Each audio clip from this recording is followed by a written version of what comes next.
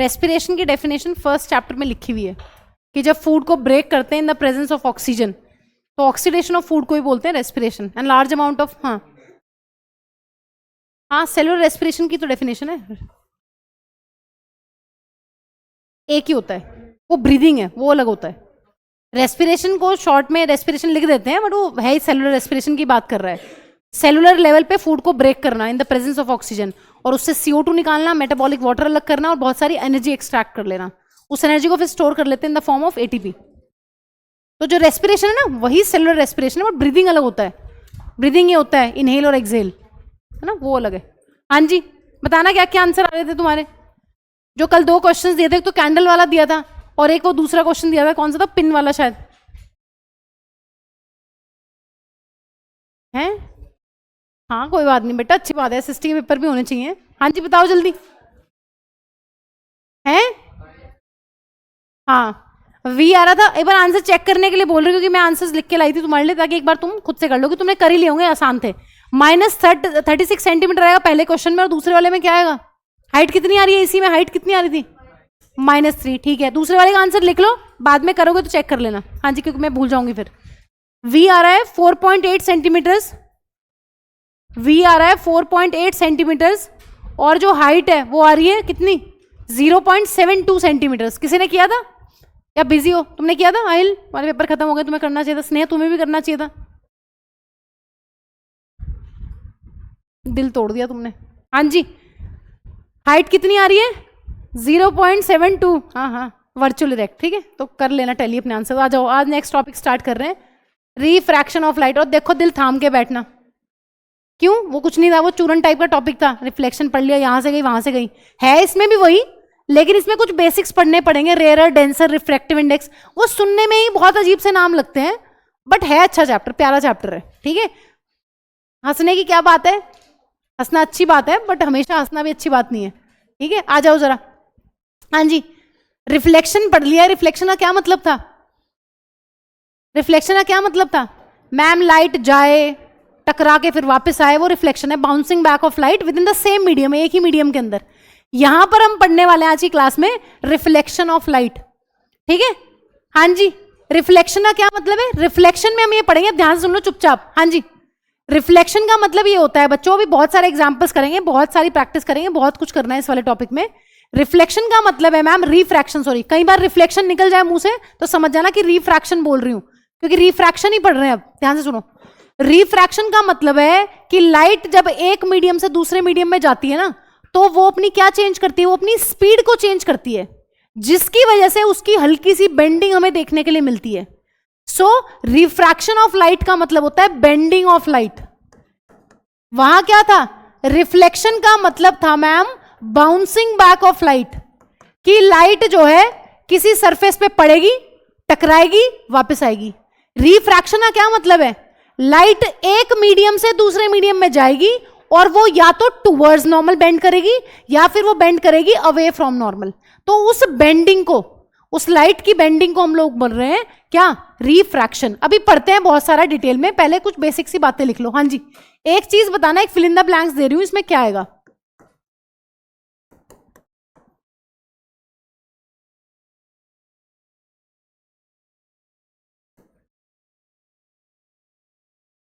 बताओ। हाँ जी, एक ट्रांसपेरेंट मीडियम में लाइट कैसे जाती है, स्ट्रेट लाइन पाथ को फॉलो करती है, पढ़ चुके हो स्ट्रेट लाइन पाथ, या मैम उसी को बोलते हैं रेक्टिलिनियर प्रोपोगेशन ऑफ मोशन। सीधे सीधे सीधे जाना, रेक्टिलिनियर प्रोपोगेशन ऑफ मोशन, पढ़ चुके थे प्रॉपर्टीज ऑफ लाइट में, ये बात हमें पता है। अब ध्यान से देखो, बहुत सारे डेली लाइफ के एग्जाम्पल्स है हमारे पास, जो तुम्हें पता है, तुम्हारी नॉर्मल ऑब्जर्वेशन है इन चीजों के लिए।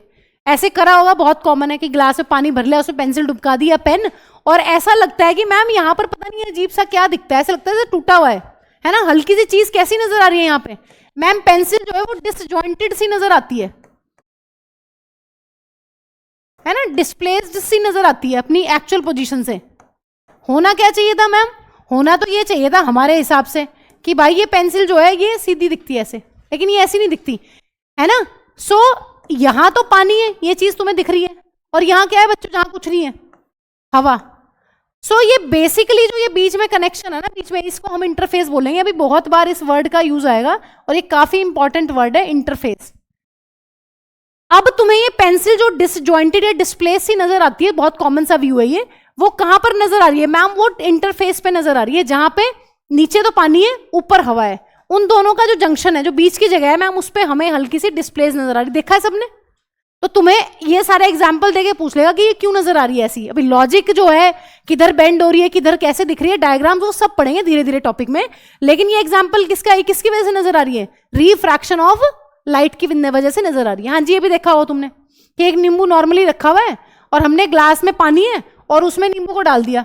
नींबू कैसा नजर आता है? हाँ जी, बड़ा कि छोटा कि सेम? मैम बड़ा नजर आता है, साइज हल्का सा बड़ा नजर आएगा लेमन का, जब हम उसको पानी में डाल के और उसको साइड से देख रहे हैं। ठीक है, और भी बहुत सारे एग्जांपल है, ये सारे एग्जांपल मैं तुम्हें लिखवाऊंगी क्योंकि यहां से एमसीक्यू बनता है एनसीईआरटी के एग्जांपल में से। हाँ जी, ये भी देखा ही होगा तुमने कि मैम अगर कोई पॉन्ड है, कोई टैंक है, उसमें पानी भरा हुआ है और हम उसको यहां से देख रहे हैं, ये तुम्हारे चक्षु तो, और खुला हुआ है ऊपर से, टैंक बंद नहीं है। पॉन्ड या फिर टैंक कंटेनिंग वाटर, ऐसी कंडीशन है तो क्या नजर आता है बच्चों? मैम ऐसा नजर आता है कि जो इसका बॉटम है ना, ये हल्का सा रेज नजर आता है, बॉटम है ना, जहां होना चाहिए वहां के बजाय हल्का सा ऊपर दिखता है। नहीं मैम, हमें तो उसी जगह पे दिखता है। ठीक है, अभी इसके भी बहुत सारे एक्सपेरिमेंट है तुम्हारी एक्टिविटी में, बहुत तुम्हारी बुक के अंदर एनसीईआरटी में बहुत सारी एक्टिविटीज दी हुई हैं कि भाई एक कॉइन रखा हुआ है कटोरी में, उसको उठाओ, फिर कटोरी में पानी भर लो, कॉइन को नीचे रखो और फिर उठाओ। फिर जब तुम पानी भर लोगे ना, तुम कॉइन को कभी भी उठा नहीं पाते हो। अब कई बच्चे कहेंगे नहीं मैम हम करके दिखा देंगे आपको, हम तो उठा लेंगे। ठीक है, वो तुम इंटेंशनली उठाने की कोशिश करोगे बट फिर भी नहीं उठा पाओगे। ठीक है, हम करके देख लेंगे उसको भी। सो ऐसे केस में क्या होता है, एक टैंक में या पॉन्ड में किसी में पानी भरा हुआ है तो तुम्हें ये वाला बॉटम ना हल्का सा रेज नजर आ, चाहे तुम कोई चीज रख लो इस पे। तुम यहाँ पे मान लो से फॉर एग्जाम्पल एक कॉइन रख लिया तुमने, तो वो कॉइन तुम्हें यहाँ नहीं नजर आएगा, वो हल्का सा यहाँ नजर आएगा। तुम तो जब भी तुम कॉइन को उठाने की कोशिश करोगे ना, तो आप यहाँ से उठाओगे उसे। तुम हमेशा इमेज देखते हो, अभी पढ़ेंगे क्यों कैसे। ठीक है, एक चौथा एग्जाम्पल ये है, स्लैब देखा है सभी बच्चों ने? हाँ जी, कौन सा स्लैब है मैम? रेक्टेंगुलर ग्लास स्लैब है। इसकी एक्टिविटी मैं तुम्हें क्लास में करवाऊंगी, एक दिन सिर्फ इसी के नाम है। एक दिन हम सारे बैठ के वाली एक्टिविटी करेंगे, क्योंकि पहले लिखने के लिए आया करती थी, अब शायद लिखने का ना है, तुम्हारे प्रैक्टिकल पार्ट में इंक्लूडेड, बट मैं तुम्हें क्लास में करवा दूंगी ये। हाँ जी, तुमने एक पेपर पे कुछ लिखा हुआ है, से फॉर एग्जाम्पल अपना नाम ही लिखा हुआ है, ठीक है, और तुमने इसके ऊपर रख दिया ग्लास स्लैब, तो तुम्हें कैसा नजर आएगा? ये जो नाम है ना अपना, ये हल्का सा उठा हुआ नजर आएगा, रेज्ड नजर आएगा। वो किसकी वजह से है? वो भी रिफ्रैक्शन ऑफ लाइट की वजह से है। मैम ऐसा क्या हो रहा है यहाँ पर, ऐसी कौन सी प्रोसेस चल रही है? वो प्रोसेस जो है ना, जो रे डायग्राम्स है, वो तुम्हें मैं धीरे धीरे बनवा रही हूँ सारे के सारे। अभी तुम्हें पहले पार्ट में ये पता होना चाहिए कि जितने भी ये सारे किसके एग्जाम्पल्स हैं, ये सारे के सारे हमारे एग्जाम्पल्स है किसके? रिफ्रैक्शन ऑफ लाइट के। तो तुम्हें डायरेक्ट क्वेश्चन भी आ जाता है, कई बार 4 ऑप्शन दे देगा, वो पूछेगा कि बताओ इनमें से कौन सा रिफ्रैक्शन की वजह से नहीं है। तो ये एनसीईआरटी के एग्जाम्पल्स हैं, ये सारे आपको पता होने चाहिए। ठीक है, चलो लिखो एक एक करके। हाँ जी, एग्जाम्पल्स लिख लो पहले, फिर मैं तुम्हें फिनोमिना और उसकी डेफिनेशन वगैरह सब में जा रही हूं। हाँ जी लिखो। When a pencil is partly immersed in water,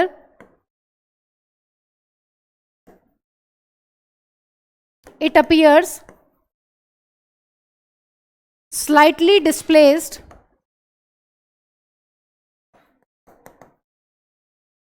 ये किसका एग्जाम्पल है? रिफ्रैक्शन ऑफ लाइट की वजह से। ठीक है, जो ये हो रहा है ये किसकी वजह से हो रहा है? ये हो रहा है मैम रिफ्रैक्शन ऑफ लाइट की वजह से। रिफ्लेक्शन निकले तो समझ जाना। ठीक है, यहां पर हम किसकी बात कर रहे हैं? रिफ्रैक्शन की। सो एक पेंसिल जो है वाटर और एयर के जंक्शन पे कैसी नजर आ रही है? डिसजॉइंटेड नजर आ रही है, डिस्प्लेस नजर आ रही है। वो किसकी वजह से? वो है रिफ्रैक्शन ऑफ लाइट की वजह से। दूसरी चीज लिखो, lemon placed in water in a glass tumbler appears कैसा? लार्जर या फिर बिगर इन साइज। एक बार बहुत पहली बात है, हम लोग जब कॉलेज में थे, पता नहीं स्कूल में थे कॉलेज में थे, फेसबुक था, फेसबुक चाहते थे तब, तो एक कोई बंदे ने लिखा हुआ, शायद मैंने तुम्हें 9th में बताया होगा, मतलब मुझे जब भी मैं लार्जर वर्ड लिखती हूँ मुझे याद आता है, एक बंदे ने लिखा हुआ था अपनी पोस्ट में माई लार्जर ब्रदर, मतलब वो बड़ा भाई लिखना चाह रहा होगा तो उसने लार्जर ब्रदर लिखा हुआ था, क्योंकि बचपन से मैं ये नहीं सिखाते ना कि वर्ड कहाँ यूज़ करना है, तो उसने पोस्ट में लगाया था माई लार्जर ब्रदर। मुझे ये वर्ड लिखते ही वही बात याद आती है, वो पोस्ट फेसबुक की, ठीक है। सो ये एग्जांपल्स किसमें तुम्हें वो ऑप्शन एमसीक्यू आ सकता है कि बताओ ये हो रहा है, ये हो रहा है, किस वजह से हो रहा है, तो ये सब रिफ्रैक्शन की वजह से हो रहा है, कभी वहां सोचना पड़े बैठ के। हाँ जी, अब ये मत कहना कोई तुम में से नहीं लार्जर ब्रदर वाला, किसी का है लार्जर ब्रदर, आ जाओ। अच्छा है वैसे हंसने के लिए तो।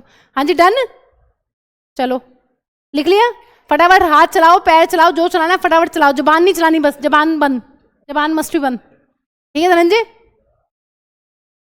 ए तू फालतू मत बोल, जहां तुम दोनों साथ में बैठते हो वही दिक्कत आती है, आओ जरा। नेक्स्ट एग्जाम्पल लिखो, the bottom of the pond, the bottom of the pond और tank containing water appears to be raised। Pond और कंटेनर का जो बॉटम है वो भी हल्का सा उठा हुआ लगता है ऊपर को जब हम उसमें पानी भर के रखते हैं, मतलब अभी बहुत सारे एग्जाम्पल्स हैं, एक ये भी है। हाँ जी फोर्थ,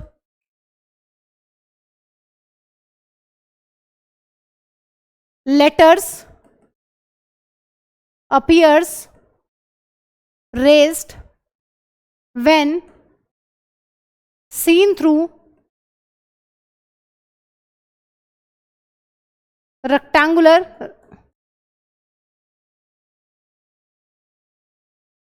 ग्लास स्लैब। हर चीज रेज क्यों है अभी बताऊंगी, धीरे धीरे पता चलेगा, ठीक है। वो उसके लिए रेयर और डेंसर पता होना चाहिए, वो आ जाएगा अभी कॉन्सेप्ट, पहले एग्जांपल्स लिख लो बस।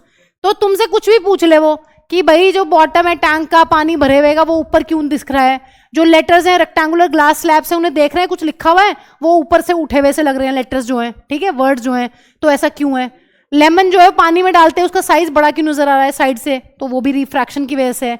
और जो पेंसिल है वो डिसजॉइंटेड क्यों लग रही है पानी और वाटर के इंटरफेस पे, एयर और वाटर के इंटरफेस पे, तो वो भी रिफ्रैक्शन का ही एग्जाम्पल है, ठीक है। अब रिफ्रैक्शन है क्या, हाँ जी रिफ्रैक्शन की डेफिनेशन लिख लो और धीरे धीरे समझ में आएगा, क्योंकि धीरे धीरे चीजें आगे बढ़ेंगी तब हम एक कंक्लूजन में पहुंचेंगे कि अच्छा ये था रिफ्रैक्शन इसकी वजह से। हाँ जी रिफ्रैक्शन क्या है लिखो, the phenomenon of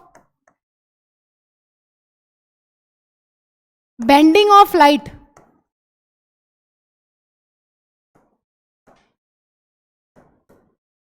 at surface between two media. Media क्या है मैम अभी बता रही हूं,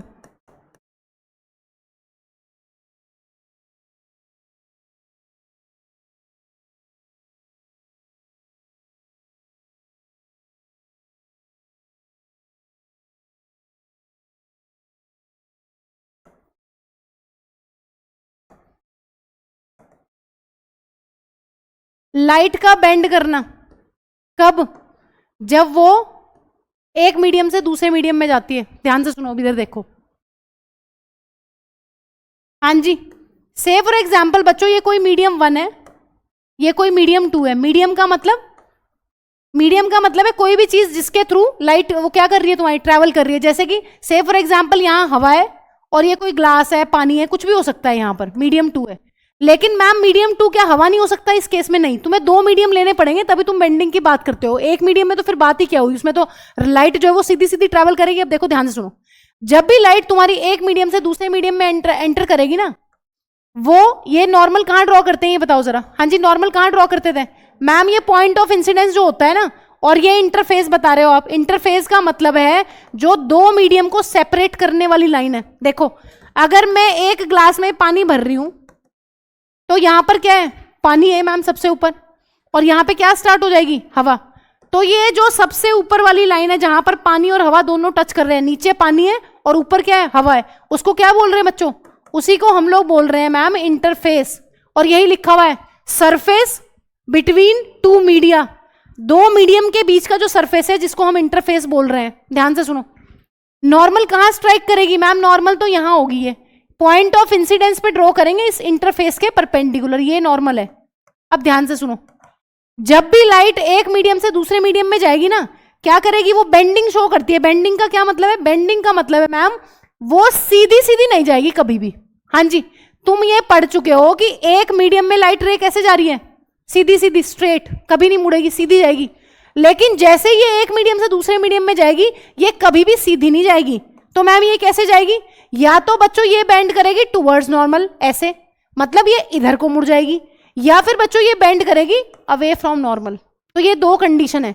जब लाइट एक मीडियम से दूसरे मीडियम में घुसेगी तो वो बेंडिंग शो करती है, ऐसे आ रही है तो वो या तो टुवर्ड्स नॉर्मल बेंड करेगी या फिर वो अवे फ्रॉम नॉर्मल बेंड करेगी। इसी को बोलते हैं रिफ्रैक्शन। इस बेंडिंग ऑफ लाइट को जब वो मीडियम चेंज करती है, क्या बोल रहे हैं? इसी को बोलते हैं मैम रिफ्रैक्शन।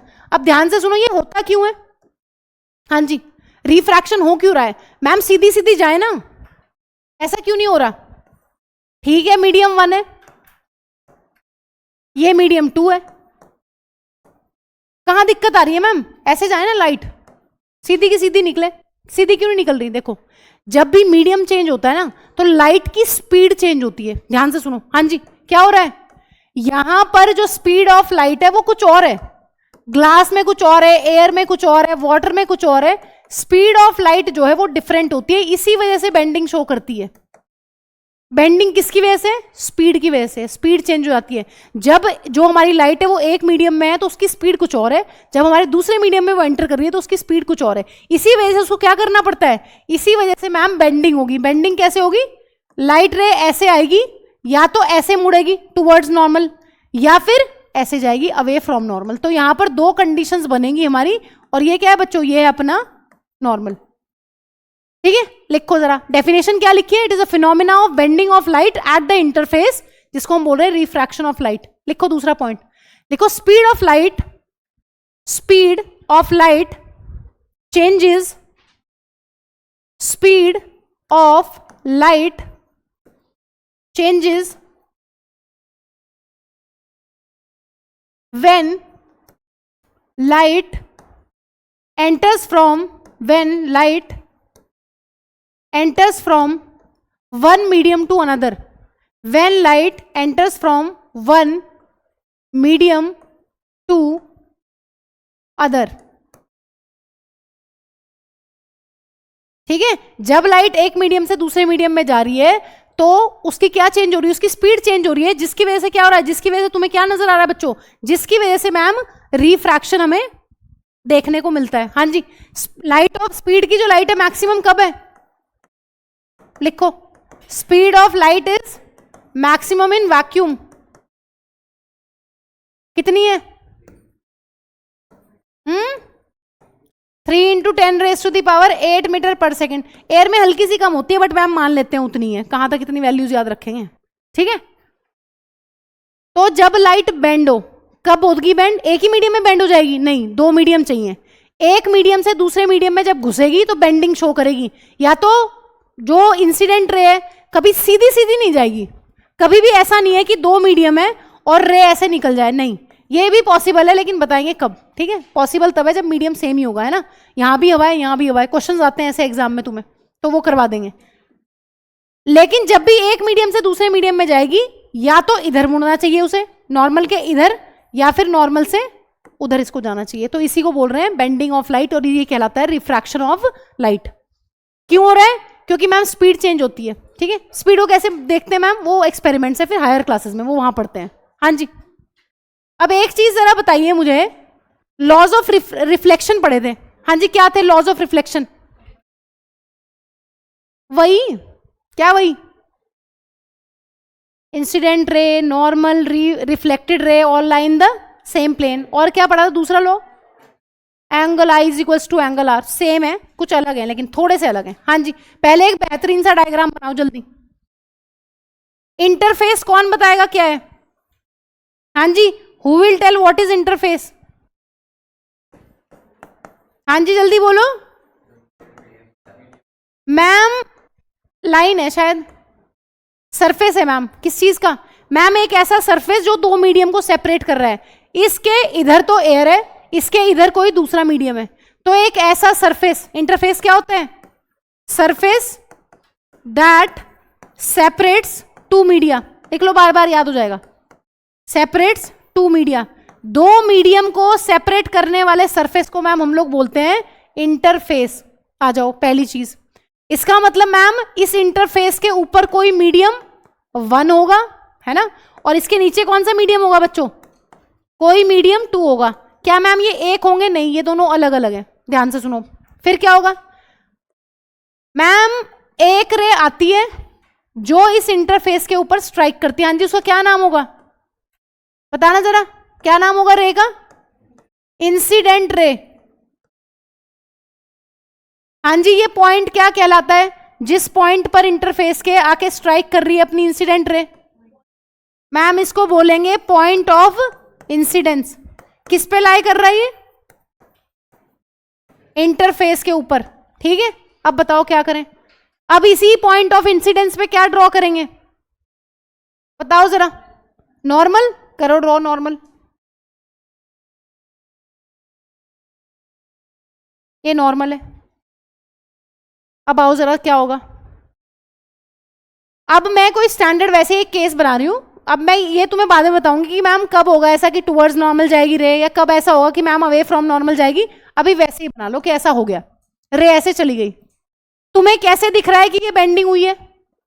हाँ जी, तुम्हें कैसे पता कि ये बेंडिंग है? बताना जरा, देखने से लग रहा है कुछ कि बेंडिंग है? कैसे पता? मैम बेंडिंग ही है। अगर ये सीधी जाती तो मैम ये ऐसे जाती, लेकिन ये सीधी नहीं गई, ये अपनी जो नॉर्मल है उससे ये दूर होके गई है। देखो, अगर ये सीधी निकलती मैम तो ये यहां से जाती, जो पर्पल वाली बनी हुई है। इसका मतलब आपने उधर बनाई है, इसका मतलब ये क्या हुई है? ये बेंडिंग हुई है अवे फ्रॉम नॉर्मल। ये क्या कर रहे हो?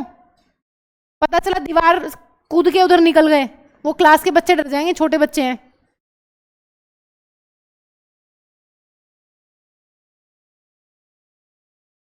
ये कौन सी रे है? हाँ जी, दूसरे मीडियम में जो बेंड हुई है, रिफ्रैक्टेड रे। अच्छा ये बताओ, यहां भी रे सीधी बनाई है इस मीडियम में भी? अभी तो हम कह रहे थे कि मैम रे वो बेंडिंग होती है, तो ये अभी भी सीधी क्यों बनाई है? इसको कुछ लहरा के बनाते हैं ना कुछ अच्छा सा, ये अभी भी सीधी क्यों बना रहे रे? अभी तो कह रहे थे बेंडिंग बेंडिंग। ध्यान से सुनो मैम, बेंडिंग का मतलब ये है कि इस इंटरफेस पे वो इधर उधर जाएगी, लेकिन किसी पर्टिकुलर मीडियम में कैसे चलती है भाई? किसी पर्टिकुलर मीडियम में तो स्ट्रेट लाइन पे ही चलेगी। बस ये है कि यहां पे हल्का सा इधर उधर हो जाती है बेंड, लेकिन किसी मीडियम में वो सीधी जाएगी। एंगल ऑफ इंसिडेंस कौन सा है बताना जरा? ये। और एंगल ऑफ रिफ्रैक्शन कौन सा है?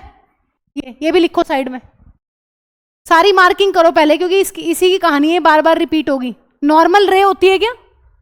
नहीं, ये इंसिडेंट रे है, ये नॉर्मल है to the point of incidence at the interface, ये रिफ्रैक्टेड रे है। और मैम ये एंगल आई जो आपने लिखा है, ये है एंगल ऑफ इंसिडेंस। लिखो जल्दी। हाँ जी, एंगल आर कौन सा है? Angle of reflection, refraction. तो देख के लिखना अच्छे से।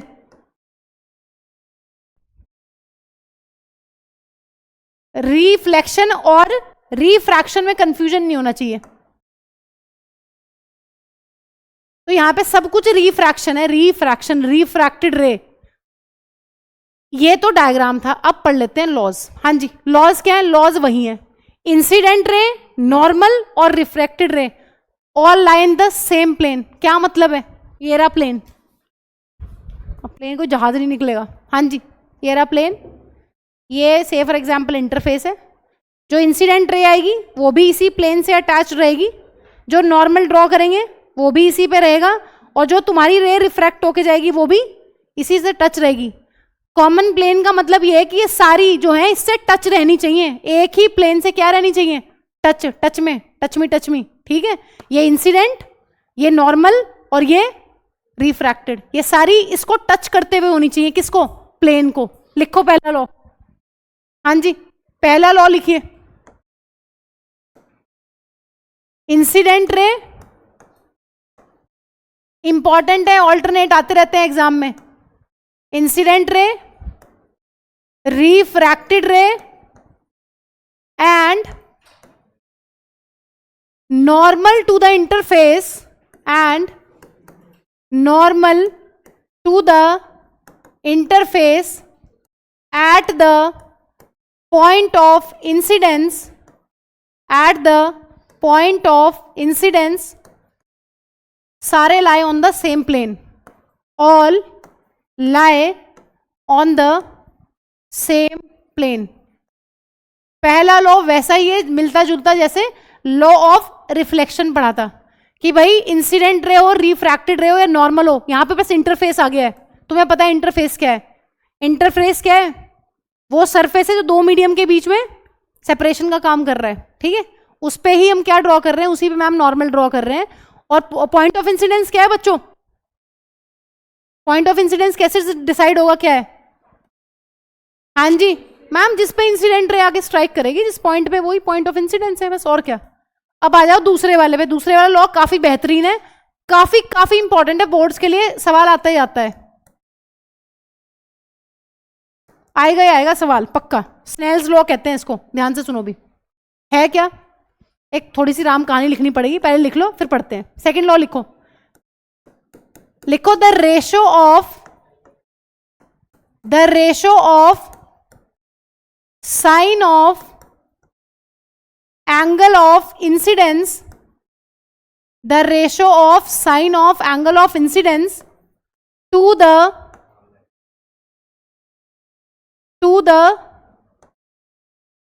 sine of angle of refraction is a constant. The ratio of sine of angle of incidence to the sine of angle of refraction is a constant. For a, अभी सारा समझा रही हूं, पहले लिख लो. For a light of, हर एक चीज का मतलब है. For a light of given color,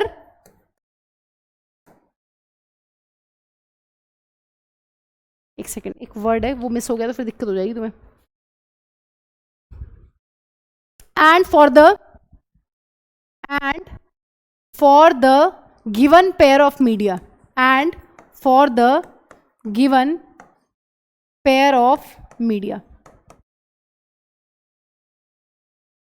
this law is called as Snell's law. This law is called as Snell's law. Question आएगा ही आएगा, कोई नहीं रोक सकता आने से.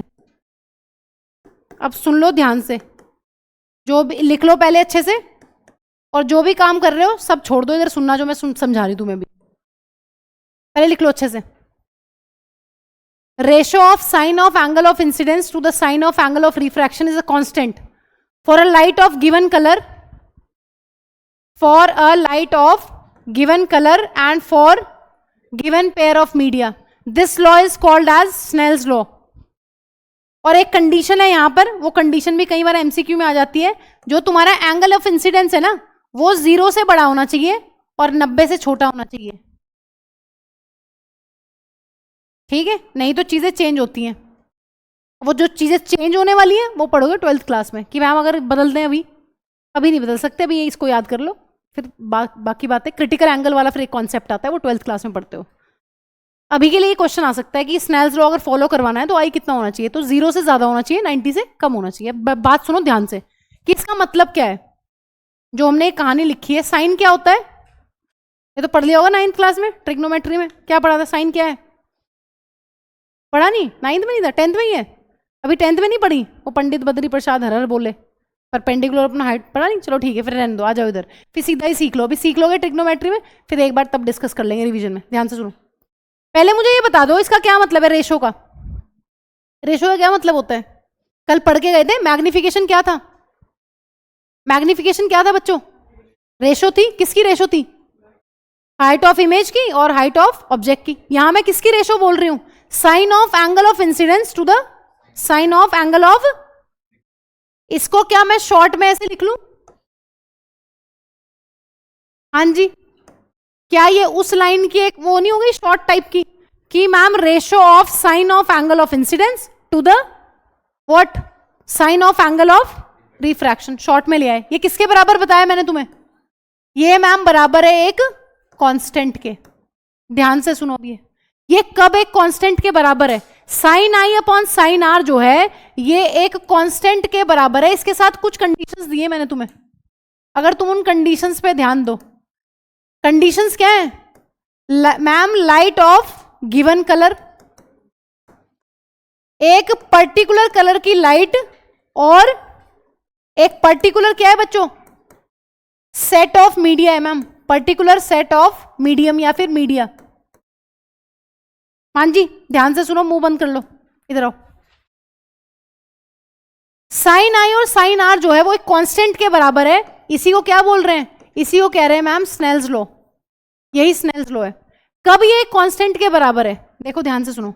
से फॉर एग्जांपल मैं यहां तुम्हें कह रही हूं कि बच्चों ये एक इंटरफेस है, ये मैंने नॉर्मल ड्रॉ कर दिया, ये इंसिडेंट रे है और ये है मेरी कौन सी रे? ये इंसिडेंट रे और ये है मैम रिफ्रैक्टेड रे। बेंडिंग हो गई, ठीक है, सब कुछ हो गया यहां पर जो हम अभी तक पढ़ रहे थे।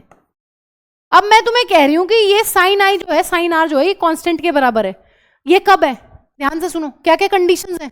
लाइट ऑफ गिवन कलर, से फॉर एग्जांपल मैं यहां ग्रीन कलर की लाइट मान ली मैंने। लाइट का कलर फिक्स होना चाहिए, इसको फॉलो करवाने के लिए लाइट का जो कलर है वो फिक्स है। और क्या चीज फिक्स है बच्चों? से फॉर एग्जांपल मैम मेरा मीडियम 1 जो है वो है मेरा एयर, और मीडियम 2 क्या है मेरा? क्या है मीडियम 2? मैम ग्लास ले लो, कुछ भी ले लो, आपकी इच्छा है, कुछ भी ले लो आप। तो ये दो कंडीशंस है। अगर तुम ये कह रहे हो ना कि ये जो कांस्टेंट है, बेसिकली इसी कांस्टेंट को हम अभी पढ़ेंगे, एक टर्म मैं इसको डालना नहीं चाह रही लेकिन चलो लिख लेते हैं, रिफ्रैक्टिव इंडेक्स। ये जो कांस्टेंट है इसको बोलते हैं रिफ्रैक्टिव इंडेक्स। ध्यान से सुनो, साइन आई जो है वो साइन आर का जो रेशो है, इन दोनों का साइन आई और साइन आर का जो रेशो है वो एक कांस्टेंट के बराबर है, जिसको रिफ्रैक्टिव इंडेक्स कहते हैं। वो कब एक कांस्टेंट है? वो तब एक फिक्स्ड वैल्यू है जब मैम हम किसी एक गिवन कलर की लाइट को कंसीडर कर रखा है हमने, और मैम मीडियम जो है वो भी फिक्स है। दो चीजें फिक्स होनी चाहिए, लाइट का कलर और कौन कौन से मीडियम में आप स्टडी कर रहे हो। मैम अगर हम लाइट का कलर चेंज कर दें और यहां पे मीडियम भी चेंज कर दें तो बच्चों जो ये कांस्टेंट है ना, ये इसकी वैल्यू चेंज हो जाती है। तो इसकी एक फिक्स वैल्यू होगी। अभी पढ़ोगे बहुत सारी रिफ्रैक्टिव इंडेक्स पढ़ेंगे, पूरी राम कथा है, याद किसी का नहीं करना। रिफ्रैक्टिव इंडेक्स की एक टेबल दी हुई है एनसीईआरटी में, वो आपको याद नहीं करनी, उसके नीचे ही लिखा हुआ है कि no need to memorise the table. वो तुम्हें जितनी चाहिए होंगी ना वैल्यूज, जितनी भी तुम्हें रिफ्रैक्टिव इंडेक्स की वैल्यू रिक्वायर्ड होंगी एग्जाम में, वो तुम्हें देगा, ठीक है। वो चीज ध्यान रखनी है, तो रट्टे किसी चीज के लगाने, बस इसको समझ लो कि इसका मतलब क्या है। तो ये तुम्हें ध्यान रखना है कि साइन आई और साइन आर की जो रेशो है वो एक कांस्टेंट के बराबर है, जिसको हम रिफ्रैक्टिव इंडेक्स कहते हैं। अगर स्नेल्स लॉ पूरा लिखने के लिए आ जाए तो ये कंडीशन जरूर मेंशन करनी है for a light of a given colour and for particular set of media, कि जो ये कांस्टेंट वैल्यू है ना, इसको हम कब मानते हैं कांस्टेंट? जब एक पर्टिकुलर लाइट है, कलर को हमने कंसीडर किया हुआ है और हमने दो मीडिया जो है वो भी फिक्स किए हुए हैं। अगर हम कुछ भी इनमें से चेंज करते हैं तो जो वैल्यू है वो चेंज हो जाएगी, कांस्टेंट की जो वैल्यू है वो कुछ और हो जाएगी। भी पढ़ेंगे बहुत सारे। हाँ जी, ये क्लियर है तुम्हें? अब एक इंपॉर्टेंट चीज यहां पे ये है, लिखो जरा, रिफ्रैक्टिव इंडेक्स जो है ये तुम्हें परेशान बहुत करेगा। अभी लिखो जरा, रिफ्रैक्टिव इंडेक्स, एक दो लाइनें लिख लो इसके बारे में, बाकी तो पूरी राम कथा है, इस पे आगे चल के हम लोग पढ़ने वाले हैं। इसको लिखो,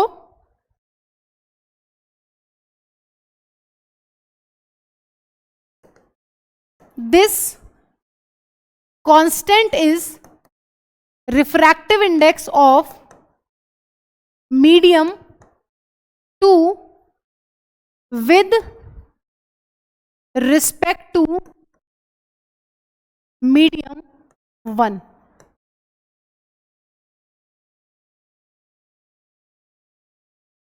जो ये कांस्टेंट है ना जिसकी बात कर रहे हैं, ये कैसा कांस्टेंट है? ये सेकंड मीडियम का रिफ्रैक्टिव इंडेक्स है विद रिस्पेक्ट टू मीडियम 1। अब ध्यान से सुनो, इसका क्या मतलब है मैम?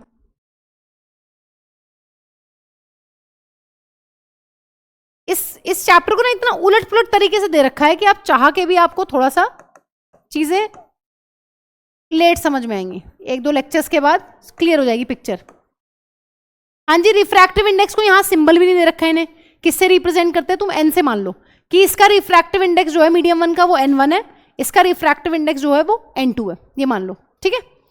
अब देखो जरा यहां पर इसका क्या मतलब है ma'am, refractive index of medium 2 with respect to 1, ये क्या मतलब है? देखो साइन आई अपॉन साइन आर ये बराबर है एक कांस्टेंट के, और उस कांस्टेंट को हम कह रहे हैं, हाँ जी बताना जरा क्या मतलब है? Refractive index of medium 2, refractive index of medium 2 कितना दिया हुआ है बताना जरा? रिफ्रैक्टिव इंडेक्स ऑफ मीडियम 2 क्या है बच्चों? N2 with respect to refractive index of medium 1। ध्यान से सुनो, काफी इंपॉर्टेंट चीज है, गलती यही होगी। फॉर्मूले में क्या ध्यान रखना है मैम? फॉर्मूला इसका मतलब ऐसा कुछ बन जाएगा, sine I upon sine are is equals to refractive index of medium 1 with respect to 2। ये चीज ध्यान रखनी है कि भाई रिफ्रैक्टिव इंडेक्स जो है वो रिवर्स में है। कई बार बच्चे क्या करेंगे, पहले वाले का एंगल लेंगे, उसी का रिफ्रैक्टिव इंडेक्स ऊपर ले लेंगे और उसी की रेशो ले देंगे। नहीं, कांस्टेंट की डेफिनेशन है, क्या डेफिनेशन है? Refractive index of 2 with respect to 1, कि पहले ऊपर किसको लेना है? 2 वाले को विद रिस्पेक्ट टू 1। तो वो है साइन आई और साइन आर की रेशो। इनके पूरे डेरिवेशन है 12th क्लास में। अभी के लिए तुम ये समझ लो एक तरीके से तुम्हें याद ही करना है, समझ समझ के, ठीक है? साइन आर और साइन आई और साइन आर की रेशो किसके बराबर है? कोई वेरिएबल है, कांस्टेंट है? कांस्टेंट है। कांस्टेंट को क्या बोल रहे हैं? Refractive index. किसका रिफ्रैक्टिव इंडेक्स?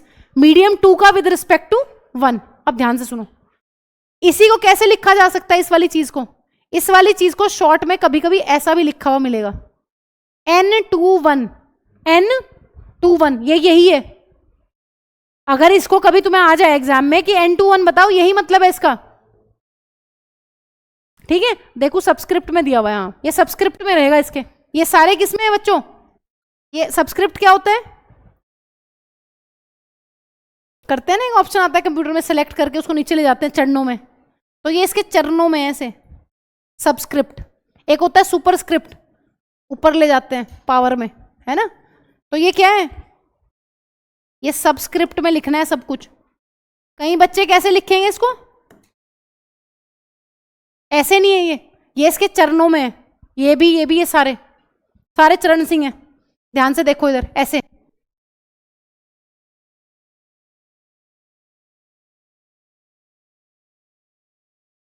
ठीक है, तो लिखना आना चाहिए, क्योंकि ये गड़बड़ हो जाएगी ना, फिर पता चला कहीं वैल्यू दी हुई एक की दूसरे की दी हुई, 2 ही ले लिया, मल्टीप्लिकेशन में ले गए, फिर से डिवाइड कर दिया, फिर वो गड़बड़ होगी, इसलिए याद रखना है। हाँ जी, स्नेल्स लॉ क्या है?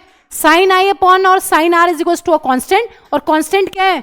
N2 upon N1। ठीक है, इतना याद रखना है अभी के लिए। अब आओ जरा आगे। अब रिफ्रैक्टिव इंडेक्स क्या मुसीबत है? देखो ध्यान से सुनो, ये भी एक मुसीबत है, लेकिन ये बहुत प्यारा सा कॉन्सेप्ट है। बेसिकली बच्चों, अभी हम कह रहे थे कि मैम बेंडिंग का मतलब है, रिफ्रैक्शन का मतलब है बेंडिंग ऑफ लाइट। लाइट जो है एक मीडियम से दूसरे मीडियम में जाती है ना, बेंड होती है, या तो नॉर्मल से दूर जाएगी या फिर नॉर्मल के पास आएगी। ये पढ़ा हमने। वो क्यों हो रहा था? बेंडिंग किस वजह से हो रही थी, हमने ये भी पढ़ लिया। स्पीड जो है मैम वो घटती और बढ़ती है, वो अभी देख लेंगे धीरे धीरे, कब बढ़ रही है कब घट रही है, वो मैंने अभी पढ़ानी है।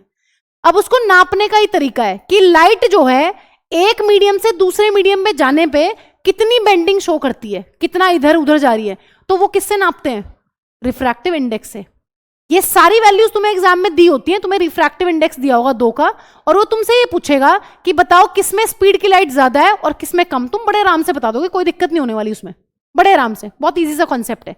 तो रिफ्रैक्टिव इंडेक्स है क्या? अगर तुम्हें आ जाए पेपर में कि भैया इसको ये तो बता दो है क्या, तो ये एक फिजिकल क्वांटिटी है और इसकी कोई यूनिट नहीं होती। हाँ जी, क्या है refractive index? It is a physical quantity. कोई ऐसा यूनिट है क्या? नो, यूनिटलेस है। और कौन सी पढ़ी है तुमने यूनिटलेस? बताना जरा। मैग्निफिकेशन। तो इसकी भी कोई यूनिट नहीं है। अब ध्यान से सुनिए आगे।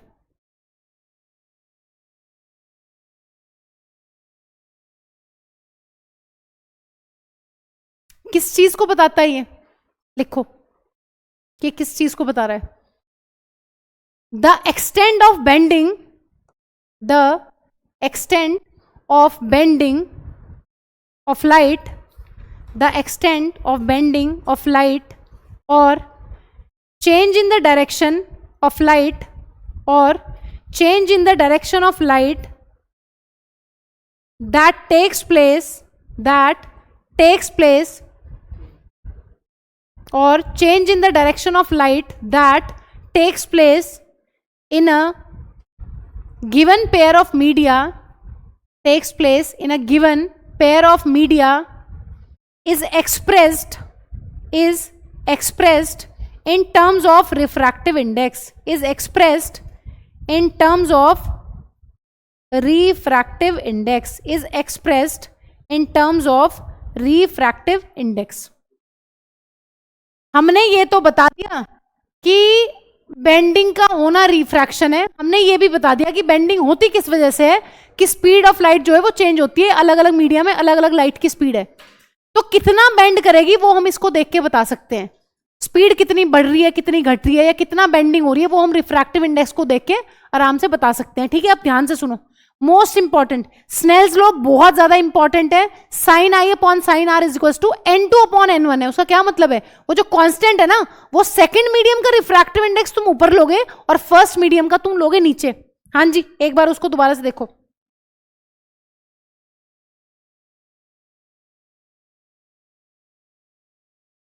ये बताओ, मीडियम 1 में कौन सा एंगल है,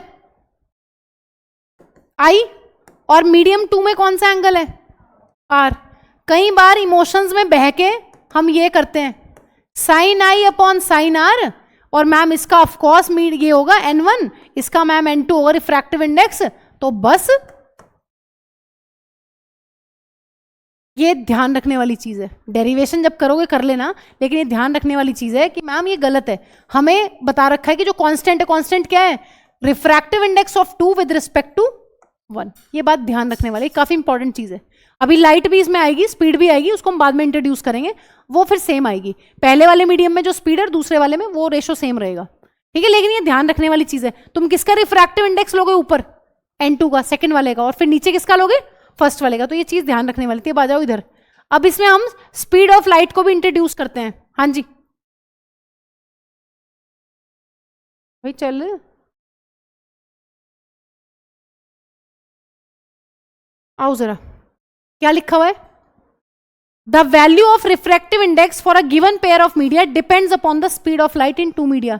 जो हम कह रहे हैं इतनी देर से, बेंडिंग होगी. बेंडिंग क्यों होगी, क्योंकि लाइट की जो स्पीड है वो चेंज होगी. वो स्पीड किस रिस्पेक्ट में चेंज होगी, कैसे नाप सकते हैं, रिफ्रैक्टिव इंडेक्स से देख सकते हैं. अब ध्यान से सुनो जरा, तुम्हें एग्जाम में लिखा हुआ मिलेगा कि हमें बताना है refractive index of medium 2 with respect to 1. हाँ जी, क्या मतलब है, कोई बताना जरा. इसको शॉर्ट में कैसे लिख सकते हैं, इसको शॉर्ट में लिख के बताना कोई जरा, क्या मतलब है इसका. Refractive index of medium 2 with respect to 1, क्या मतलब है, refractive index of medium 2 with respect to 1, यही तो मतलब है. इसको और शॉर्ट में कैसे लिख सकते हैं, लिख सकते हैं कि नहीं, बता दो बस जल्दी. इस इतनी लंबी कहानी को, refractive index of medium 2 with respect to 1 को ऐसे लिख सकते हैं कि नहीं लिख सकते. इसमें किसे मुसीबत है किसी को मुसीबत है, मुसीबत क्यों, 21 नहीं होगा ना बेटा, लिखने का तरीका है वो तुम्हारी नजरों से 21 है, क्योंकि तुम अपनी नजरों को चेंज नहीं कर रहे हो, और नीचे नहीं, और के गड्ढे में ले जाओगे उसे. हाँ जी, इसका क्या मतलब है, 21 नहीं है, इसका मतलब है refractive index of 2 with respect to 1. अब ध्यान से सुनो, इसको कैसे रिलेट कर सकते हैं मैम स्पीड ऑफ लाइट के साथ. क्या लिखा हुआ है, जो वैल्यू है रिफ्रैक्टिव इंडेक्स की किसी पर्टिकुलर पेयर ऑफ मीडिया के लिए, वो किस में डिपेंड कर रही है, स्पीड ऑफ लाइट पे डिपेंड कर रही है. देखो, बहुत इतनी इंपॉर्टेंट चीज है ना, इतने न्यूमेरिकल्स मिलेंगे पेपर में बहुत सारे. लिखो, speed of light in medium 1 upon 2.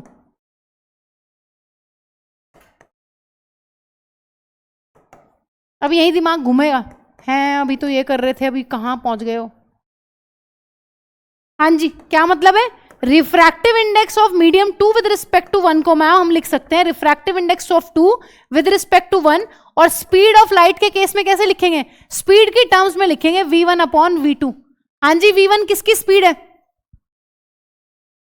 Medium 1 में लाइट की स्पीड है, और v2 जो है वो मीडियम 2 में लाइट की स्पीड है. इसको नोट करो पहले जल्दी, काफी इंपॉर्टेंट है, रिवर्स रिलेशन है. रिफ्रैक्टिव इंडेक्स का जो रिलेशन है स्पीड ऑफ लाइट के साथ, वो कैसा है, 2 1 1 2.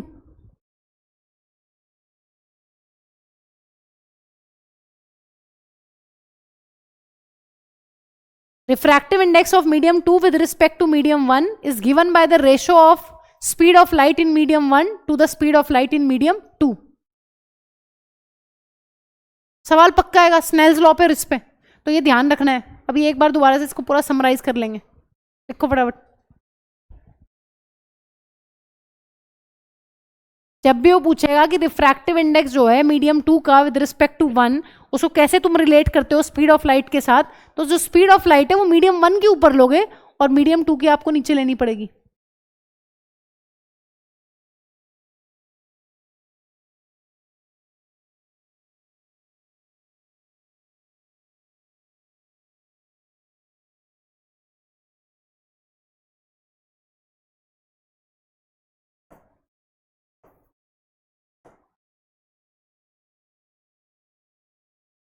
अभी बेंडिंग पढ़ लेंगे धीरे धीरे, बेंडिंग कहाँ से किधर हो रही है अभी उसकी बात नहीं कर रहे हैं.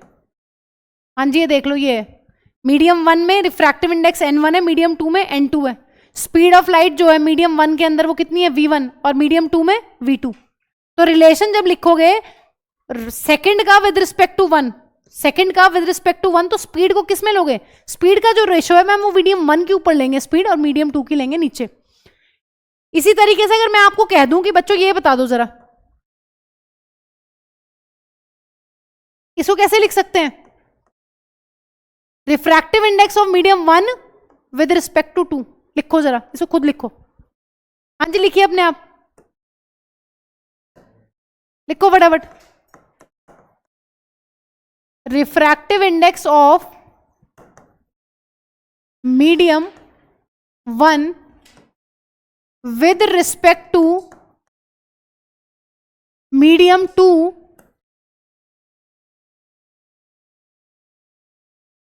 is given by the ratio of speed of light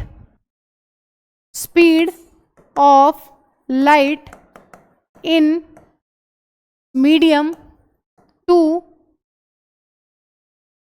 to the speed of light in medium 1.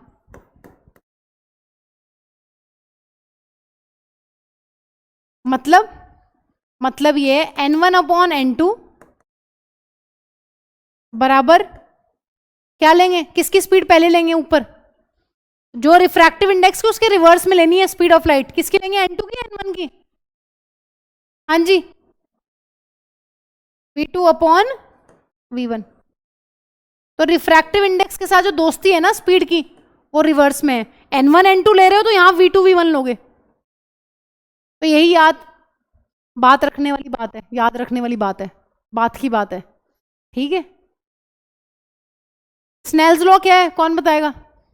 अभी एप्लीकेशन में करवा रही हूँ, मैं क्वेश्चंस करवाऊंगी तब तुम्हारा दिमाग फिट होगा कि अच्छा ये था क्या, बस इतना ही करना था क्या इसमें. हाँ जी, कौन बताएगा.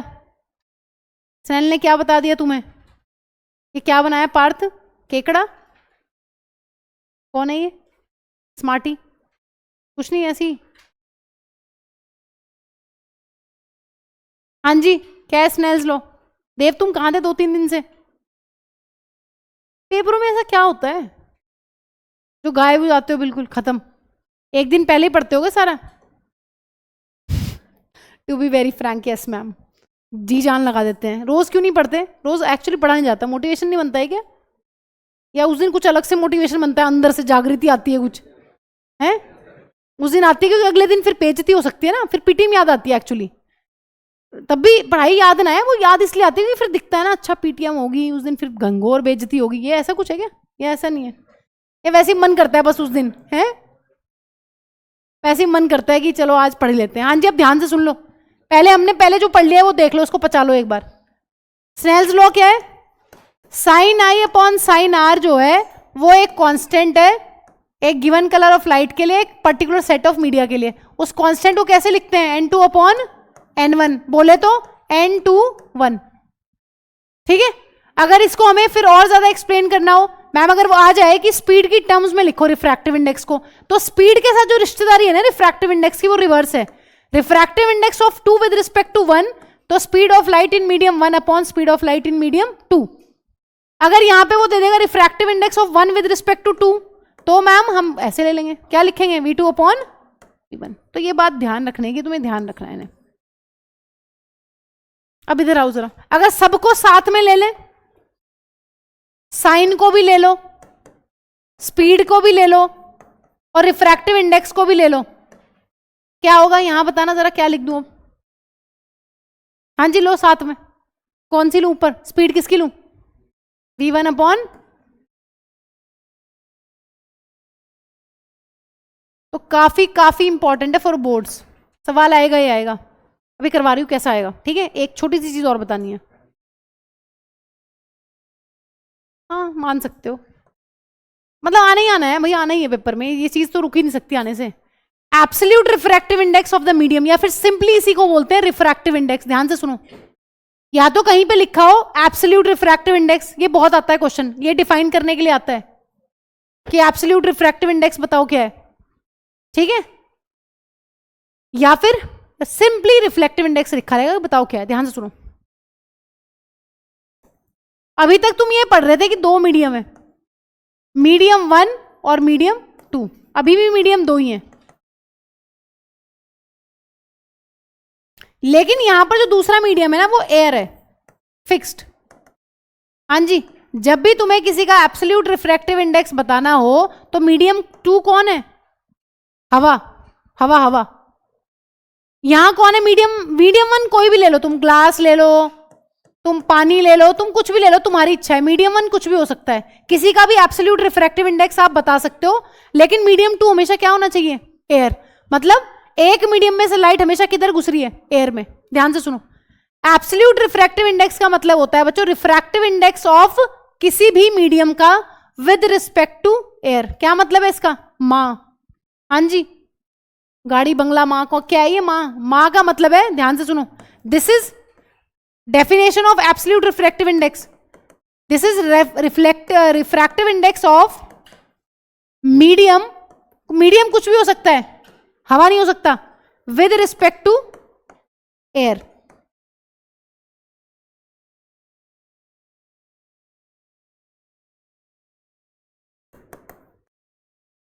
ध्यान से सुन लो, क्या फर्क है इसमें और उसमें जो मैम अभी पढ़ के आए हैं पीछे से। एब्सोल्यूट रिफ्रैक्टिव इंडेक्स का मतलब है जिससे देख रहे हो ना, जिसके रिस्पेक्ट में निकाल रहे हो आप रिफ्रैक्टिव इंडेक्स, वो एयर के रिस्पेक्ट में निकाल रहे हो। मतलब इसको मैम कैसे लिख सकते हैं और ज्यादा एक्सप्लेन करके, refractive index of medium with respect to refractive index of air. और एयर का A1 होता है ना, 1 पॉइंट समथिंग है, बट 1 ले लो, कोई बात नहीं, ठीक है। और वैल्यूज किसी की याद नहीं करनी, क्यों मैम, क्योंकि जो भी क्वेश्चन में वो तुम्हें चाहिए होगी रिफ्रैक्टिव इंडेक्स, वो देगा तुम्हें एग्जाम में, सब कुछ मिलेगा तुम्हें। ये नहीं कभी धोखा कर लेगा क्या मैम, फिर क्या करेंगे, फिर तो सवाल गलत हो जाएगा, धोखा नहीं करेगा, वो देगा। हर क्वेश्चन में भी देखना गिवन रहेगा, डायमंड का दिया रहेगा, पानी हवा सब कुछ। तो कुछ नहीं याद करना, बस इन फॉर्मूलों पे ध्यान देना कि फॉर्मूले हैं क्या, स्नेल्स लॉ क्या है, रिफ्रैक्टिव इंडेक्स की स्पीड ऑफ लाइट के साथ क्या रिलेशन है, किस उसमें मीडियम में, बस यही बातें ध्यान रखनी है। हाँ जी, ये समझ में आ गया। जब भी वो कहेगा एब्सोल्यूट रिफ्रैक्टिव इंडेक्स निकालो किसी का, इसका मतलब नीचे एयर ऊपर मीडियम। अभी देख लेंगे, सवाल करते हैं अभी। इसको कैसे मैम डिफाइन करें with respect to speed, speed के साथ इसकी रिश्तेदारी कैसे निकालें, बताना जरा। स्पीड किसकी ऊपर लेंगे, हाँ जी, किसकी स्पीड ऊपर लेते हैं, बता दो, बोल दो। अभी तक क्या कर रहे थे मैम, अगर यहां था, यहां 2 था, यहां 1 था, तो यहां 1, यहां पर 2। अब बताओ क्या करें, कौन है नीचे, है ऊपर एयर ले लो, बस simple. Ma'am speed of light in air, और नीचे किसे ले लें, स्पीड ऑफ लाइट इन किसमें, हाँ जी, स्पीड ऑफ लाइट इन किसमें, मीडियम। बस कुछ भी नहीं करना, रिवर्स में ले रहे हैं। जब रिफ्रैक्टिव इंडेक्स की जो दोस्ती है स्पीड के साथ, वो रिवर्स रिलेशन है, वहां भी यही है सेम। तो बहुत सवाल आते हैं, सवाल करते हैं पहले 1-2, फिर इसको पचा लेते हैं ना, पहले इंडाइजेशन हो गया होगा अभी तक तो। सवाल करवाना है एक, हाँ जी, refractive index of medium with respect to refractive index of air. इसका मतलब ये है, ये सब पता होना चाहिए। कई बार वो लिख देगा लंबी सी स्टेटमेंट, फलाना फलाना रिफ्रैक्टिव इंडेक्स ये वो विद रिस्पेक्ट, वही चक्कर आ गए, वहीं गिर गए, ये क्या था, ये तो पढ़ा ही नहीं। इसका मतलब यही है, refractive index of medium with respect to air, ये लिख दिया यहाँ पे इसीलिए मैंने। और इसको कैसे डिफाइन करते हैं मैम, ये आता है बहुत डिफाइन करने के लिए, बहुत बार पेपर में आता है 1 नंबर का, 5 नंबर के सवाल में 1 नंबर यही रहता है। कि डिफाइन करो कि एब्सोल्यूट रिफ्रैक्टिव इंडेक्स है क्या, तो ये है। और इसको कैसे डिफाइन करते हैं? हाँ जी बताना जरा, कोई महानुभव आपकी क्लास में जो इसको पूरा एक्सप्लेन कर दे एक बार, जल्दी बताओ, लाओ देखो जरा, पेपर में आएगा, बताओ जल्दी। एब्सोल्यूट रिफ्रैक्टिव इंडेक्स को कैसे डिफाइन कर दोगे? सब कुछ सामने लिखा हुआ है। अब ऐसे अंगड़ाई लेंगे, कुछ इसके अंदर घुस जाएंगे ब्लैक बोर्ड के, है ना, ये बहुत अच्छा तरीका होता है ऐसे, आई नो, बट बताओ जल्दी फटाफट, जल्दी बोलिए फटाफट, कौन डिफाइन करेगा?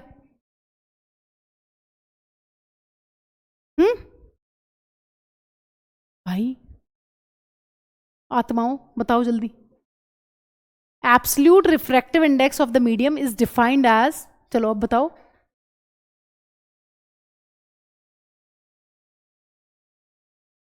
Refractive index of medium with respect to air is ratio of speed of light in air to the speed of light in medium. लिखो कॉपी में, डेफिनेशन तो लिखते जाओ, फिर एक क्वेश्चन कर लेते हैं बस। नहीं कोई टाइम नहीं हुआ अभी, मेरी घड़ी में नहीं हुआ, जल्दी लिखो, पेपर है कल, छोड़ देती हूँ, जेल में नहीं बैठे हो, घर में ही हो। चलो हाँ जी लिखो, refractive index of medium, refractive index of medium, कल इसके क्वेश्चंस करेंगे ताकि तुम्हारे दिमाग में फिट हो जाइए, ठीक है। लिखो refractive index of medium with respect to vacuum और air, with respect to vacuum और air is called absolute refractive index. Refractive index of medium with respect to vacuum or air is called absolute refractive index, is called absolute refractive index। ठीक है, अभी चलो अभी चले जाओ, क्योंकि अभी इसमें 2-3 चीजें और हैं, मैं कल करवाती हूँ कल की क्लास में, ठीक है अभी 2-3 बातें बची हुई हैं, पेपर नहीं है, झूठे कहीं।